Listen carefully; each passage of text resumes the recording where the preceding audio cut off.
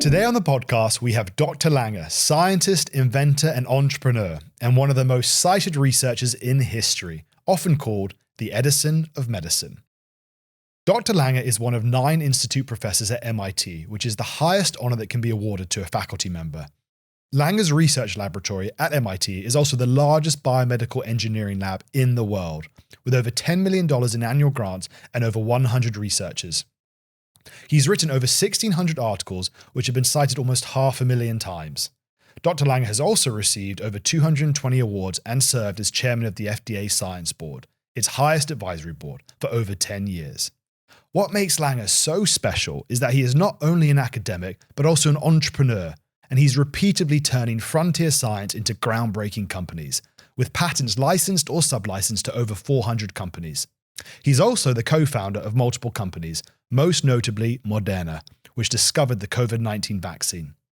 His work specializes in biotech fields of drug delivery systems and tissue engineering. He was the pioneer of delayed-release medicine, and it's calculated his work has impacted an estimated 2 billion lives, helping those with cancer, burns, heart disease, spinal injuries, and more. And that's before the Moderna COVID-19 vaccine was developed. The purpose of this podcast, Dr. Langer, is to talk about giant ideas. And you've had, I think, a lot of giant ideas in your life, but we'd like to maybe anchor the podcast in the meta-giant idea of your life, which seems to be turning applied science into products that have a huge impact, positive impact for the world. What is your secret to success when bringing science from the lab to real-world impact? Yeah, well, I think actually, I think we've helped start 40 companies, and I think there's 400 licenses or licenses. But I don't know that we have a particular secret sauce. I've been very, very fortunate in having great students and postdocs work with me. And they really are probably the most important aspect of the secret sauce. But if I were to look back at me personally, what I did, which was unusual for somebody who in 1974, when I got my doctorate, is all my friends in 1974 pretty much went to work for oil companies. That's what chemical engineers did then. And I wasn't excited about that. And I went to work at a hospital, and I was the only engineer in that hospital. And I was fortunate to work with a very, very visionary doctor named Judah Folkman. And I would say that experience of being in the hospital for a number of years, and still today, I mean, I'm still actually on their board at Boston Children's Hospital. But I think that exposure for me to first knowing something about engineering in the first place, and then getting this kind of direct exposure to surgery labs and medicine in general, that really, I think, changed my life, and it gave me a perspective maybe that was different than most chemical engineers at the time. Now, fortunately, there's lots of people who are, because we train them, my graduate students and postdocs, and many other people do too. But I think that those two things, having great people, having that kind of exposure, and tied to that exposure, of course, is wanting to do good, wanting to improve people's health, wanting to make everybody's life better. And writing a paper, well, that's one thing, but that's not the same as getting a product out that can help people. Absolutely. One of the things that really struck me when I was reading your bio was the fact that you were sort of unusual in applying chemical engineering to the, health biomedical space. And it's often this kind of, intersection of two perhaps somewhat seemingly unrelated disciplines that, creates new innovations. That's often what happens in art as well. So that really struck me. So do you think that sounds like you agree that was a pretty important part of what's led to this magic? I absolutely do agree with that. Yes. Again, reading your biography, it seems like you've shared, your fair share of rejection when you were getting started. You now have honorary degrees from 36 universities, but your first 9 grant applications were rejected. And you've also mentioned that, when you first started, securing these patents, other scientists actually looked down on you for that. So what have you learned about convincing others of giant ideas and really pushing through those types of rejection? Yeah. Well, first, I think maybe the internet didn't do so good on the honorary degrees. Now it's up to 42, but that's not a big deal. Well, and you're right. And I think probably that's another thing I might have said earlier about secret sauce or whatever. I probably, looking back, maybe it was implicit in what I said not going to the standard route of what a chemical engineer does, like working in an oil company, 50 years ago. But I probably took what people would call risks. You know, and I failed many times, which is part and parcel of, I think, taking risks, and I got rejection a lot of times, which I think is too. I really, I don't agree. I never agreed with the people that told me my grants weren't good enough to fund. But what I learned from that experience is how to deal with rejection and how to deal with when things don't go well. And I think it's very important. I've often said that people, successful people, are ones that know how to deal with failure well. Dealing with success, that's easy. Dealing with failure, that's a much harder thing to do. And if you let failure beat you, you won't do so well. So you have to keep trying and not giving up easily. Totally agree. I mean, it's not everyone fails. It's really about how quickly you can pick yourself up. So kind of zoning in a little bit on a couple applications that you've developed out of Langer Lab. I want to talk about the applications of controlled drug release. You've developed ways to control the release of large molecule drugs over time. And this is now used by 300 companies and featured in about 1,000 patents. What application of this science are you most proud of? Well, I suppose, given what's happened with the COVID vaccine, that it would be that it enabled things like, or helped enable, lots of other people made great contributions too. But I think it helped get, I think our paper was the first to show you could take, in Nature back in 1976, was the first to show that you could make tiny particles, in this case polymer particles, and deliver nucleic acids. I'm proud of that, but I'm proud of all these things. Now, different microparticles or nanoparticles are used not only for COVID vaccines and hopefully soon for cancer vaccines, but they're also used for treatments for schizophrenia. They're used for ways to prevent bleeding, to prevent opioid addiction, to deliver all kinds of molecules for treating cancer, like luteinizing hormone releasing hormone analogs. They're not just used in medicine. They've been a big part of aquaculture, which is now $250 billion industry, to help fish in different ways, and other areas too. So I basically am proud of the fact that it can be used to help a lot of people, and probably even many more in the future. You're the founder of tissue engineering in the field of regenerative medicine. Tissue engineering, for those who aren't aware, is using materials and cells to create any new tissue and organ. What do you think is the most exciting thing that will happen in the next 10 years in this space? Well, I think a few things. One, I'm hopeful that blood vessels. One of my former fellows, Laura Nicholson, she was a full professor at Yale and started this company, Humacyte. Humacyte is making a number of tissues and organs. One of them are to create new blood vessels. Right now, that they've finished phase 3 trials and are at the FDA. I hope it will get approved at some point. But already, it's being used to treat soldiers in the Ukraine who have been badly wounded, to give them new blood vessels. So I think that's one more, immediate application that I hope will happen. I hope there'll be many others too. I think it will not just be, new body parts, so to speak, like new blood vessels or new skin, which is also, now used, but also to create organs and tissues on a chip, which someday may reduce animal testing, reduce human testing, and accelerate drug discovery. That must just be incredibly satisfying to hear those stories sort of about, Ukrainian soldiers or that's such an unusual experience for most people. Yeah, well, I think it is a thrill to see, um, and very important to see these things help patients, help people. You've been involved in founding many companies, including at least a dozen acquisitions by companies like Johnson & Johnson and Unilever. So what advice would you give to scientific co-founders who want to transition out of the lab, take a scientific idea and turn it into a business? It's always important to have good patents, good intellectual property. One of the things that some academic people don't do is write patents. I remember I got a call, from a group of people, really outstanding scientists at Harvard and Stanford, who had made, a major discovery, published it in Nature, and they were trying to start a company, and they told me, well, they weren't able to raise any money. I said, but boy, the work you did is terrific. It's outstanding. I said, I don't understand why you're having trouble. And they said, well, what happened is we, did the science and we published it because we wanted the world to know about it. But we didn't write a patent, and now we can't get one because we already published it. And they said, every investor said, well, now that it's published, anybody can do it. And so why should we fund you?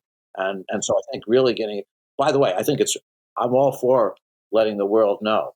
I mean, I think that is the right thing to do, and publishing things.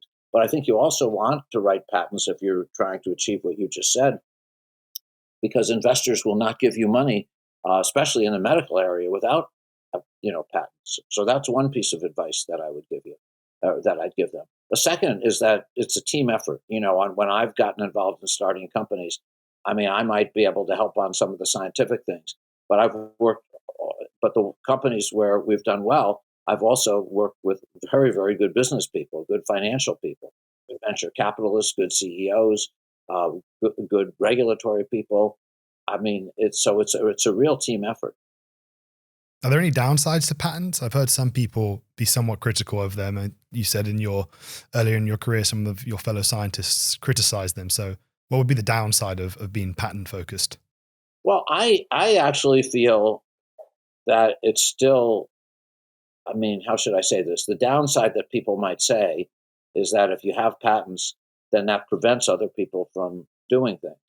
The problem in the medical area is you won't have to worry about people. It just goes back to the example I gave you. Unfortunately, the patent, you won't get the money. I mean, I can't imagine any investors have a choice, right? I'll pick the United States. You could invest in the next Facebook or the next Moderna. Well, Facebook, has done pretty well. They didn't have patents, or maybe they have some, but it doesn't really matter, right? That's not why they're successful. But if you didn't have a patent in the medical area, you don't have to worry about the problem about somebody else using it, because it won't exist. I mean, and really, again, just to take the COVID example, no large company in the world got involved in messenger RNA. Really, the two companies that made this happen, that took the risk, that did get venture capital or did get investments, two tiny companies that never existed before. One was Moderna, which you talked about, which I helped get started, and the other was BioNTech in Germany. And it's those two companies. So you could just see millions and millions of more people would have died if those companies hadn't gotten started, and the investors wouldn't put in money if there weren't patents. I mean, I know that personally from Moderna. Now, of course, today there are politicians that will say, sure, you should give it away for very low cost. But the problem I have with that is the next time there's a crisis, well, why would any investor invest in those companies? So I think that's just really important to realize, and how expensive, it costs, unfortunately, billions of dollars to make these kinds of investments. So I think it's very hard. I'd add one other story that, I know people may follow politicians in the United States who make those kinds of statements about giving things away free. So there's a lecture I once gave I've given on patents, and what I mention in that lecture, and it's a little bit self-serving to the country, the United States, when I say this, but the story I tell is there's a politician in the 19th century, and someone asked this 19th century U.S. politician, what were the most important things in history? His answer was the three most important things in history were the printing press, the founding of the printing press, the founding of America, and he said, and the patent and the patent system. And that politician was Abraham Lincoln. I like that. Who I think is a little bit better as a politician than Bernie Sanders or some of the people that say the opposite thing. And I think his impact on history in every way, shape, or form will certainly surpass, at least most American politicians, or not all, that I've seen. Yeah, so one of the things that people, I think, forget is that the mRNA discovery and the COVID vaccine was discovered by two very small companies. It was sort of a classic case of venture capital, entrepreneurial drive, the vision of a true innovator, and that's what led to saving millions of lives around the world. And I think it's important for people to know that story. You do have a very interesting position at the intersection of science and business. I think similarly as you kind of cross fields with chemical engineering and biology, you also cross disciplines with science and business. How do you balance the game of science with the game of business? Or do you think of them as very separate and you take care of the science and other people take care of the business? Well, I think of it as a team effort. I think it first in academia, it's just science and teaching, working with students and hopefully training future leaders. Um, in the companies, it really is a team effort. I mean, everybody pitches in. I might know more about science than some people. Other people know more about business than I do. Other people know more about regulatory affairs or clinical trials than I do. But it ultimately is a team effort. And, I've been on scientific advisory boards. I've been on boards of directors, and I just try to do my best, even at the things I don't know that well.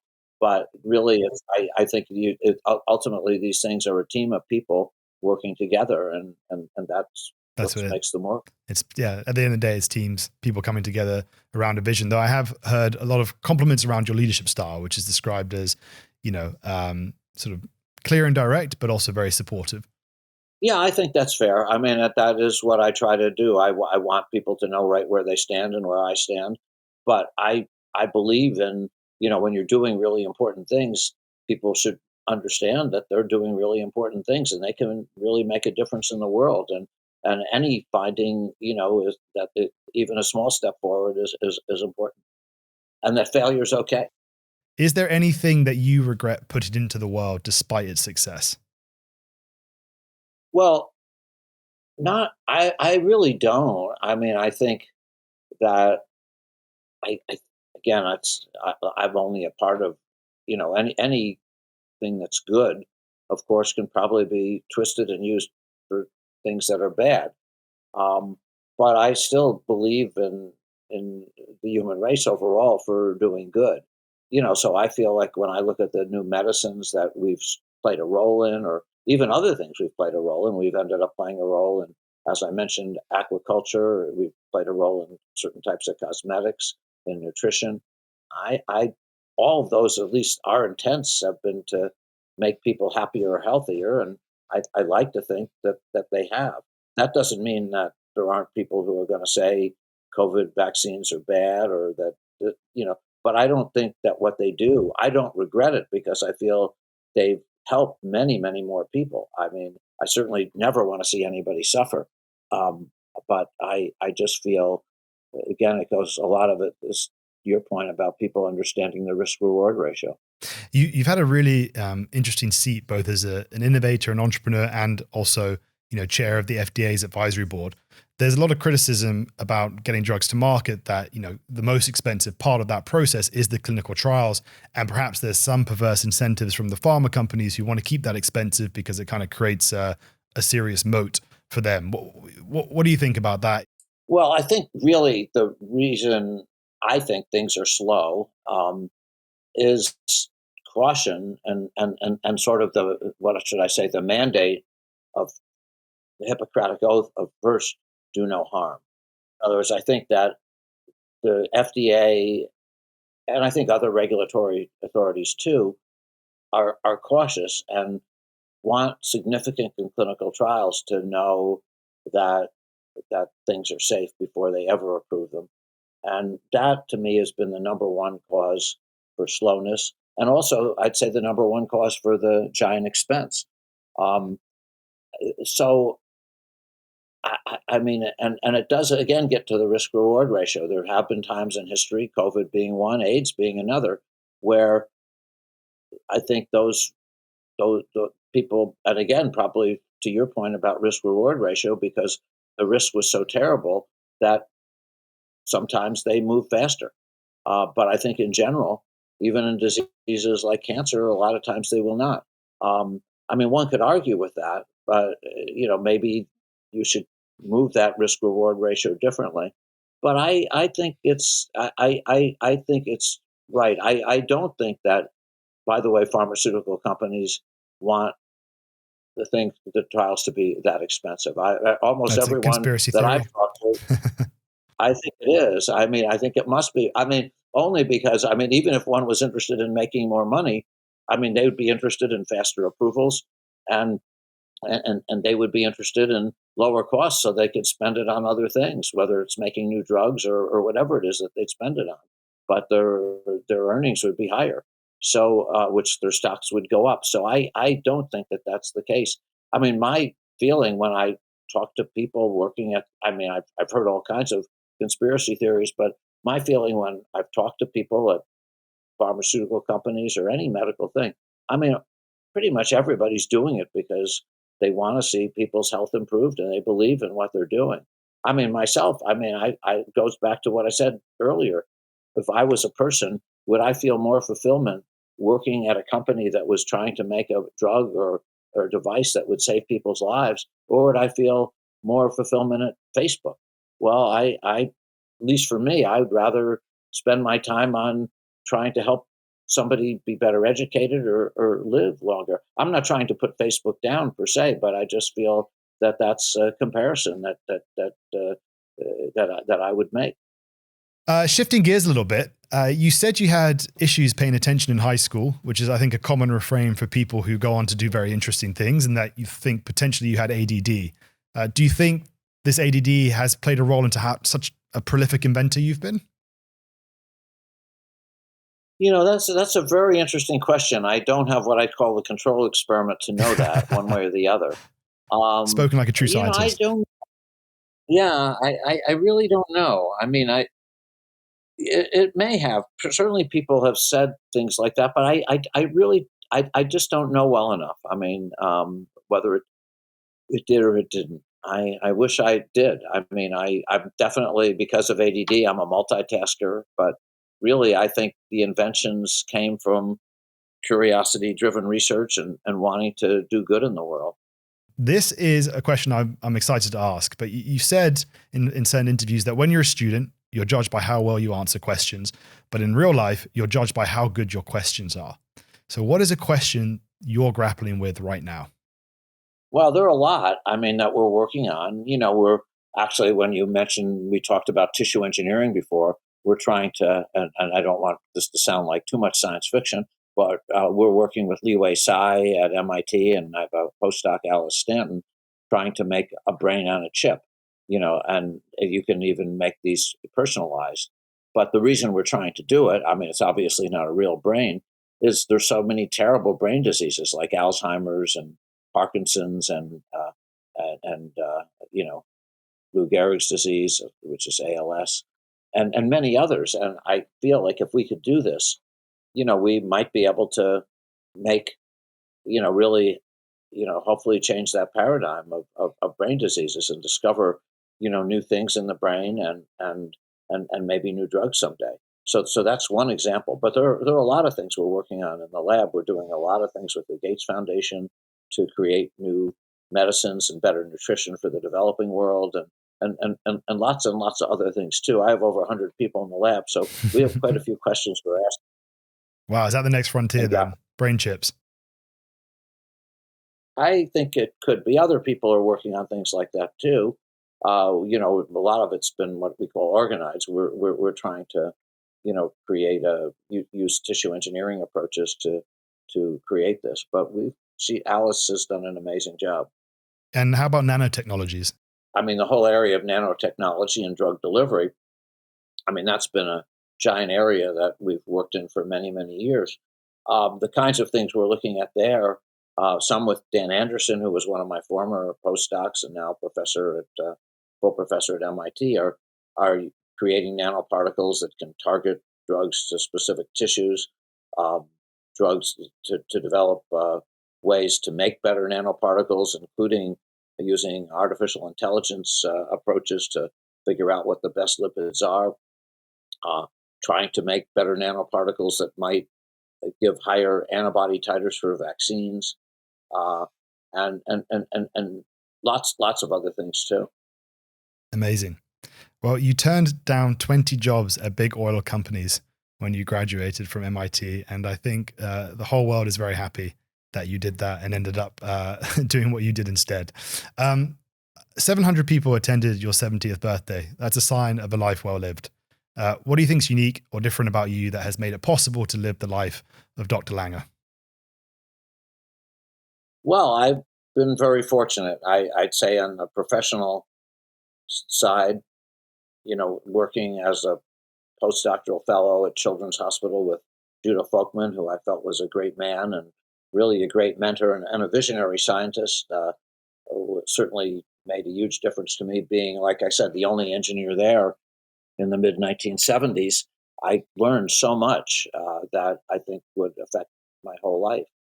Um, I also have been very fortunate to have had a number of very, very good friends who were very supportive to me when things weren't going so well. I have a very fortunate family life. I had a, wonderful dad. He passed away a long time ago, but he got me excited about math and science. And my mom, who's just a super nice person, who just passed away earlier this year at a little bit over 100 years old. And finally, my wife, Laura, who's, I mean, she has a PhD herself, but she's a great person. And I think, the fact that she has a scientific background, even though she does a lot of art and other things, I think she understands, what I like and some of the struggles that happen. And so I feel like I've been really lucky all the way around. And she made you be home at 7 p.m. every day. That was a critical factor as well. Well, that's right. She wanted to make sure that I was there for the kids, not even for her, but she's been incredibly supportive. And I finally actually said, I'm very fortunate to have gone to great schools like Cornell and MIT and Harvard Medical School. I also read that your productivity in terms of publications sees a exponential increase the year you married your wife, which I thought was a Yeah. very nice touch. Yeah, and I didn't realize that myself. One of my former postdocs, pointed that out. What do you think about the state of science today in the US specifically? It seems like some people are, challenging science at a fundamental level. Well, I think the state of science is very good. I think there's a lot of great science going on in the United States. That doesn't mean there aren't people who don't understand science and who put it down. I mean, certainly that does happen too. But I think the state of science, I think the kind of science that I see going on at the different universities and at the companies in the U.S., I think is terrific. And I still think I mean, I'm prejudiced maybe because I'm from the U.S., but I still feel that it's the world leader in terms of turning out really good science by almost any measure. But that doesn't mean there aren't going to be skeptics and there aren't going to be people who want to put it down. And AI is obviously making huge leaps forward. How is Langer Lab going to integrate AI into what it's doing? Is there a world in which 10 years from now it's you and two researchers and a very, very clever AI? Yeah, well, I always feel with AI first. I feel like it's something that a lot of, I mean, just because of the media, I think people sort of think AI just happened. I mean, AI has been around for 70 Yeah, years at least. it's just A lot of it statistics. happening at MIT. What's happened is, of course, a couple of years ago, you see this spectacular demonstration of ChatGPT, which can, you know, do things and everybody sees it, and they think now AI is going to change the world. And AI is very important. It's been very important before, but I don't think it's going to. And we do use it. I mean, we've used it way before um, ChatGPT. I mean, we've used AI to help, figure out, you know, to design better drugs, to design better drug formulations, and we continue to use it. MIT has put a lot of effort, actually, and money into creating a college of artificial intelligence, and I think that's certainly well worth educating people in that. But I still think what'll happen 10 years from now, and even more, is people will still play an enormous role. But AI will enable us to do things faster and better, and I mean, I think that's a good thing. Yeah, I think one of the things, as you said, it has been around for a long time. It's really as much about the massive increase in data and computing power that's enabled ChatGPT as it is in any kind of, fundamental technological breakthrough. Well, that's correct, but my feeling is if you look at the computing power, what is it, Moore's law? You Hmm. look at that. I mean, this is not new either. It just it's just keeps going up, up, up, and has continued to go up, up, up, and will continue to do so, in my opinion. So that so and that will be helpful in terms of enabling things to happen. Like I say, faster, better, and so forth, depending on the area. You also need to have good data to use it appropriately in science. It's not going to do something out of thin air. Absolutely. And have the arts influenced, your work in any way? I listened to your Desert Island discs and approved of your music taste, but I'm wondering if you've pulled any inspiration from that. Well, not me personally, but there's an artist that comes to our lab, Demet Strib, and she combines a lot of things in science and art, and she sometimes asks me about things, and she's doing different AI things in the art area, and she has a lot of very far-sighted ideas. And, a lot of people, there's a lot of, I would say, negativity sometimes today about the state of the world. But, objectively, science has made fantastic progress over the last 50 years. The quality of living in many ways is better than it's ever been. What's your take sitting where you do at Langer Lab? Is the world better 50 years I today than it was 50 years ago? I would say so. I remember actually when I was in Sweden having dinner with Hans Wigzell. He used to be president of the Karolinska Institute. He was talking about a book that one of his colleagues wrote, that examined the state of the world over time. And I think you see it in almost every way getting better and better because of advancements in science and technology and better public health and almost in every way. And I think that is true.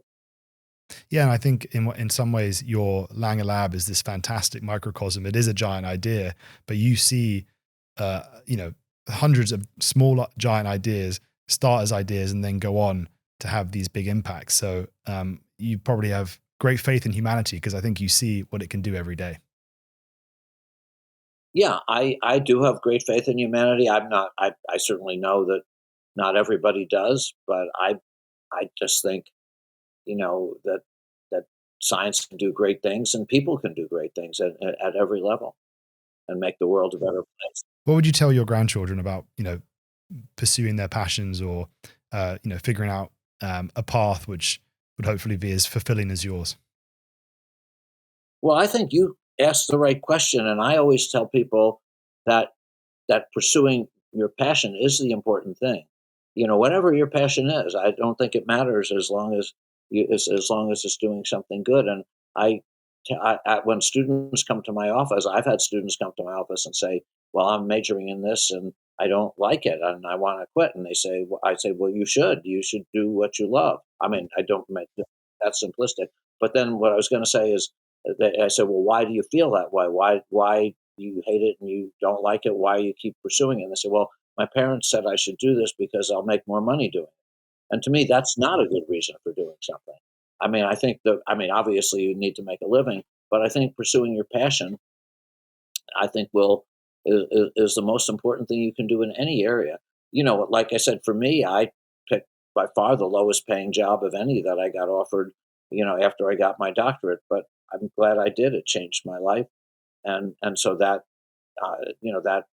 and I feel like it made it much more fulfilling. And I think whether you go into the arts or anything you do, I mean, restaurant, there's so many ways you can feel happy, and you should do the things that make you feel happy. I wonder why that still is such a thing. Everyone knows that you are gonna uh, probably excel more and have a more fulfilling life if you follow your passion. But the advice from so many parents does remain, pursue something that's going to make you a lot of money. So I just wonder why that sticks around, even though we know it's probably not great advice. Well, I think your parents are always concerned about your security. Maybe I think that's just a natural thing. So Risk reward. and if when yes, that's right. But I think they want to make sure that you're not out in the street.